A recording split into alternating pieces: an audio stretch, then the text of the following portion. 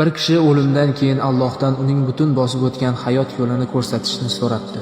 Kutilmaganda u o'z izlari bilan yonma-yon yurgan qandaydir izlarni ko'rib qoldi. Ey Alloh, yuzlanibdi u Allohga. Mening izlarim bilan yonma-yon ketayotgan kimning izlari bo'ldi ekan? Bu mening izlarim, javob beribdi Alloh. Men doim sen bilan birga yoningda yurganman.